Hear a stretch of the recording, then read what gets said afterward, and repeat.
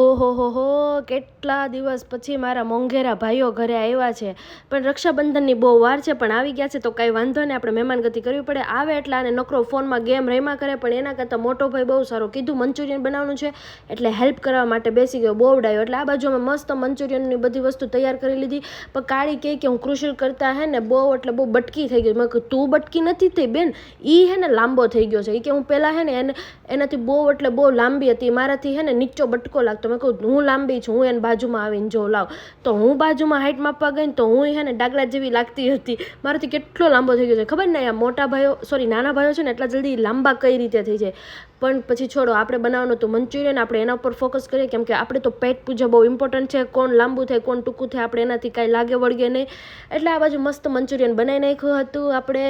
અને આ બાજુ મંચુરિયનનું આપણે ચેલેન્જ કરવાનું હતું. આનો મેં આખો વિડીયો બનાવ્યો છે, આખી રીલ્સ બનાવી છે. આ બાજુ મેં હે ને થોડુંક શોર્ટમાં બતાવ્યું છે કે ચેલેન્જ કર્યું હતું, કોણ ચીટિંગ કરે છે, કોણ ફટાફટ ખાય છે અને કોણ જીતે છે. હા, બહુ મસ્ત વિડીયો બનાવ્યો છે અને ફર્સ્ટ ટાઈમ મેં આ ચેલેન્જવાળો વિડીયો બનાવ્યો છે. જો આ સક્સેસ જશે તો બહુ બધા વિડીયોઝ બનાવીશ. અને આ બાજુ તો હે ને ચારેય ભાઈઓ એટલા ચારેય ખૂણામાં હે ને વિખાઈને બેસી ગયા છે કે હે ને કોઈની ડીશમાંથી મંચુરિયનની ગોળી હે ને લઈને જવું ના જોઈએ. એટલે ચારેય ખૂણે હે ને બેસીને ખાય છે.